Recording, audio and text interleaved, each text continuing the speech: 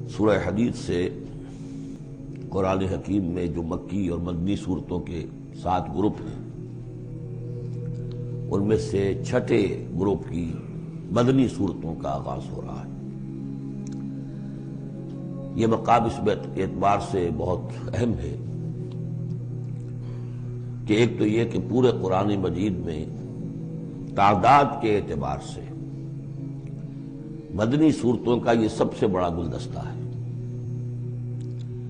سورہ حدید سے شروع ہو کر جو 27ویں پارے کی آخری صورت ہے، پھر سورہ تحریم تک کہ جو 28ویں پارے کی آخری صورت ہے، یہ مسلسل صورتیں ہیں 10۔ اگرچہ حجم کے اعتبار سے یہ زیادہ نہیں ہے، 1.25 پارے سے بھی کم، لیکن صورتوں کی تعداد کے اعتبار سے یہ مدنی صورتوں کا سب سے بڑا گلدستہ ہے قرآن حکیم میں۔ اس لیے کہ ذہن میں تازہ کر لیجئے، پہلے سورہ بقرہ، آل عمران، سورہ نساء، سورہ مائدہ، اگرچہ 6.25 پارے لیکن صورتیں تو 4 ہی تھیں۔ پھر سورہ انفال، سورہ توبہ 2 صورتیں، پھر سورہ نور 1 صورت، پھر سورہ احزاب 1 صورت، پھر 3 صورتیں سورہ محمد صلی اللہ علیہ وسلم، سورہ فتح اور سورہ حجرات۔ یہ 10 صورتیں۔ دوسری نمایاں بات ان کی یہ ہے کہ ان میں سے 5 صورتیں وہ ہیں جن کا آغاز ہوتا ہے سبح للہ یا یسبح للہ کے الفاظ سے۔ تسبیح کرتی ہے اللہ کی ہر شے جو آسمانوں میں ہے اور ہر شے جو زمین میں ہے، اور یہ تسبیح کا ذکر فعل ماضی میں بھی ہے، فعل مضارع میں بھی ہے، اور فعل مضارع عربی زبان میں حال اور مستقبل دونوں کو کور کرتا ہے۔ تو گویا کہ زمان و مکان کا پورا احاطہ ہو گیا کہ جو کچھ آسمانوں میں ہے اور جو کچھ زمین میں ہے وہ اللہ کی تسبیح بیان کر رہا ہے، ہمیشہ سے اب بھی کر رہا ہے اور ہمیشہ کرے گا۔ ان صورتوں کا ایک خصوصی پھر نام ہے، ان میں سے المسبحات، وہ صورتیں کہ جو تسبیح باری تعالیٰ کے ذکر سے شروع ہوتی ہیں۔ اس میں شامل کرتے ہیں بعض لوگ سورۃ الاعلیٰ کو بھی، سبح اسم ربک الاعلیٰ، لیکن وہاں وہ حکم کی صورت میں ہے۔ یہ مسبحات جو ہیں اس گروپ میں ان کی خصوصی شان ہے۔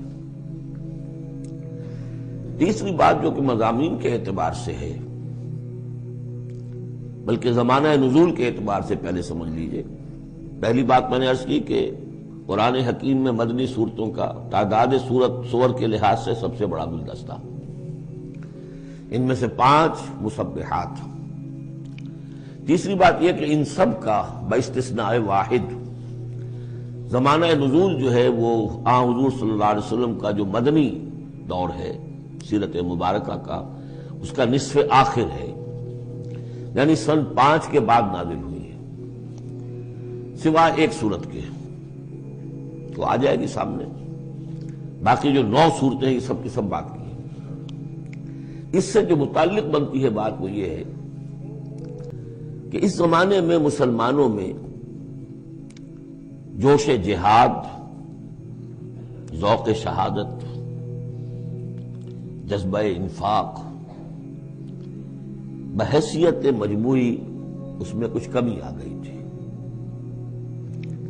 یہ کمی میں پہلے بھی اشارہ کر چکا ہوں، یہ معاذ اللہ اس اعتبار سے نہیں ہوئی کہ سابقون الاولون کے ذوق میں اور شوق میں اور جذبے میں کمی آ گئی، لیکن چونکہ تعداد بڑھی مسلمانوں کی، اور اب اکثریت ان لوگوں کی تھی کہ جو ایمان لائے ہیں ہجرت کے بعد،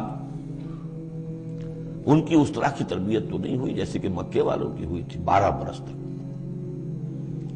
اس اعتبار سے اوسط جب نکالیں گے تو اوسط کے اعتبار سے یقیناً ادھر کچھ اب اضمحلال کے آثار تھے۔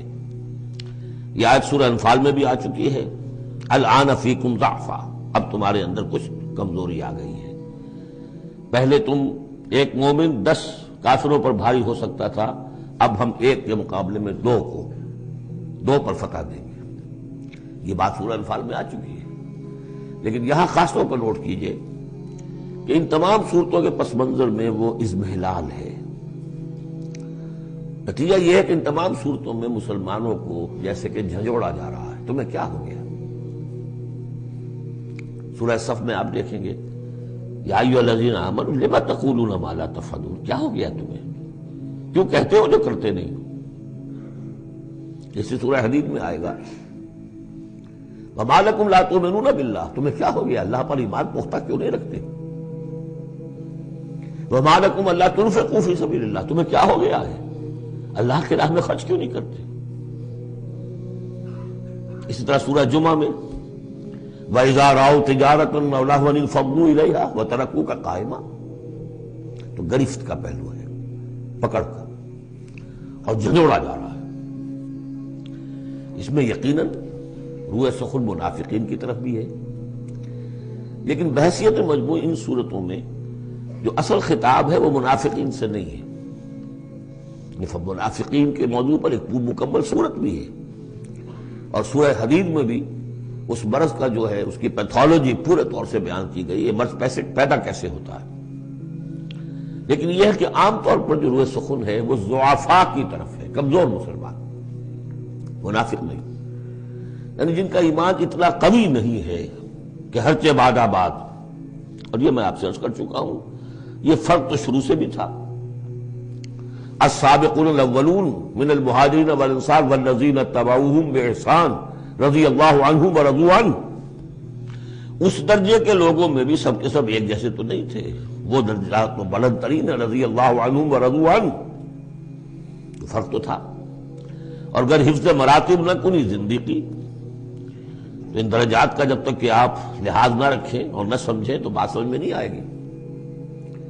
اس پہلو سے یہاں اصل خطاب جو منافقین سے نہیں ہے، یعنی یہ سورہ نساء اور سورہ توبہ اس کا جو رنگ ہے اس میں اصل خطاب منافقین سے ہے، یہاں وہ بات نہیں ہے، ضعفاء، کمزور۔ اس اعتبار سے آج کے مسلمانوں کے لیے اہم ترین حصہ قرآن حکیم کا یہ 10 صورتیں ہیں۔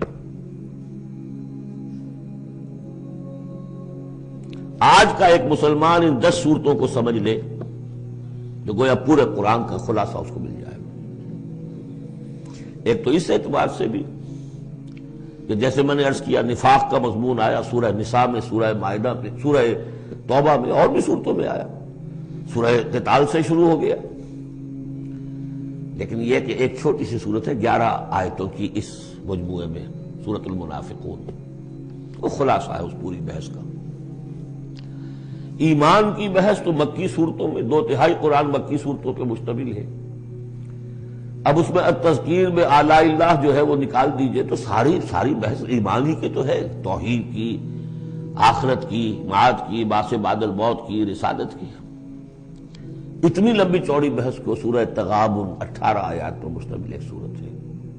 واقعہ یہ ہے کہ خلاصہ نکال دیا گیا، عطر کشید کر کے رکھ دیا گیا۔ تو ایک تو اس اعتبار سے بھی کہ اگر ان صورتوں کو سمجھ لیا جائے تو پورے قرآن کا خلاصہ سمجھ لیجئے کہ ان میں موجود ہے، 1.25 پارہ ہے، 1.25 پارے سے بھی کم ہے۔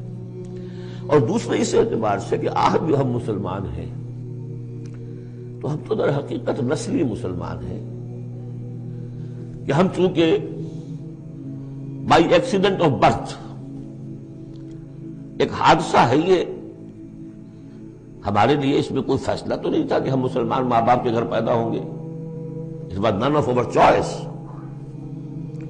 اللہ نے ہمیں پیدا کر دیا مسلمان ماں باپ کے گھر، تو ہم نے اللہ، رسول، آخرت، نماز، روزہ یہ بچپن ہی سے سیکھ لیا، لیکن وہ ایمان، قلبی یقین والا ایمان، وہ تو شاذ ہی کسی کو نصیب ہوتا ہے۔ ڈھونڈ اب اس کو چراغ رخ زیبا لے کر، لہذا ہماری عظیم اکثریت اس وقت منافق بھی نہیں ہے، ہم دھوکہ دینے کے لیے تو نہیں ایمان لائے ہم، الحمدللہ منافق اس معنی میں نہیں ہے۔ تو ہماری عظیم اکثریت جو ہے وہ اس کیٹیگری میں فال کرتی ہے جو سورہ حجرات میں ہم پڑھ آئے ہیں، قالت الاعراب آمنا قل لم تؤمنوا ولكن قولوا اسلمنا ولما يدخل الايمان في قلوبكم، اور وہاں میں بتا چکا ہوں وہ منافقین کا تذکرہ نہیں ہے، اس لیے کہ آگے فرما دیا وَإِن تُطِيعُوا اللَّهَ وَرَسُولَهُ لَا يَلِدْكُم مِّنْ أَعْمَالِكُمْ شَيْئًا، حالانکہ بہت بڑے علماء بھی اس مغالطے میں مبتلا ہو گئے، منافقین کا تذکرہ وہ نہیں ہے۔ وہ مسلمان کے جو مسلمان ہیں بس ہیں مسلمان، چاہے اس وجہ سے ہے کہ پورا قبیلہ اسلام لا رہا تھا تو چلو بھائی اب چلو ہم بھی ایمان لے آئے، اور چاہے اس وجہ سے کہ ہم مسلمان ماں باپ کے گھر پیدا ہو گئے، کوئی ڈفرنس نہیں ہے۔ لیکن نیت میں بھی کوئی دھوکہ دینا نہیں ہے. اس وقت بھی کچھ لوگ تھے جو دھوکہ دینے کے لیے ایمان لائے تھے، وہ منافق تھے. لیکن وہ لوگ کہ جن کے دل میں نہ تو مثبت طور پر خلوص والا ایمان تھا اور نہ ہی کوئی منفی طور پر کوئی نفاق تھا، وہ تھے بین بین. ہماری اکثریت انہیں پر مشتمل ہے. لہذا ہمارے اعتبار سے یہ قرآن حکیم کا جامع ترین اہم ترین حصہ ہے. اور یہی وجہ ہے کہ جس میں نے مطالعہ قرآن حکیم کے منتخب نصاب کا بار بار حوالہ دیا ہے، اس گروپ میں سے اس کی کئی صورتیں پوری شامل ہیں. اس کا جو چھٹا حصہ ہے وہ صرف سورہ حدید پر مشتمل ہے جو ابھی ہم شروع کریں گے. باقی سورہ جمعہ، سورہ صف، سورہ منافقون، سورہ تغابن، پھر سورہ تحریم کا، یہ ساری چیزیں یہ ہماری یعنی تقریباً 5 غالباً صورتیں ان 10 میں سے ہمارے اس منتخب نصاب میں شامل ہیں. ان مسبحات میں سے بھی سورہ حدید جو ہے اس کو کہیے کہ ام المسبحات، اہم ترین صورت، بلند ترین صورت. اور میں تحدیثاً للنعمہ عرض کر رہا ہوں کہ بارہا میں نے یہ کہا ہے کہ اللہ کا بہت بڑا فضل و کرم مجھ پر ہوا ہے کہ میں یہ بھی کہہ سکتا ہوں کہ اللہ نے یہ صورت مجھے عطا فرمائی ہے. اس پر میرا غور و فکر، سوچ بچار 50s سے شروع ہو چکا تھا، آج سے 40 سال سے بھی پہلے. اور اللہ تعالیٰ نے مجھے انشراح دیا اس صورت کے بارے میں، اور اس کے حوالے سے اب اس کے دروس میرے 15 گھنٹے پر بھی ہیں، اس کے بھی کیسٹس ہیں، ان کے بھی ویڈیوز ہیں. ظاہر بات ہے کہ اب مجھے اس وقت 1 گھنٹے میں اس کو مکمل کرنا ہے. اس میں جو مباحث ہیں عظیم، ان میں سے تو ایک چاہتا ہے کہ عظیم لیکچر اس پر. بہرحال آج جتنا کچھ بھی ہو سکے گا ہوگا. باقی اس سے اگر آپ میں شوق پیدا ہو جائے تو ایک تو یہ کہ 6 گھنٹے کے شاید ہیں یا 5 گھنٹے کے کیسٹ بھی ہیں اس کے، اور یہ کہ 15 گھنٹے کے کیسٹ بھی ہیں اور ویڈیوز بھی ہیں غالباً اس کے. بہرحال چلیے بس اس لیے تمجید کافی ہے، اس سے زیادہ وقت ہم صرف نہیں کر سکتے.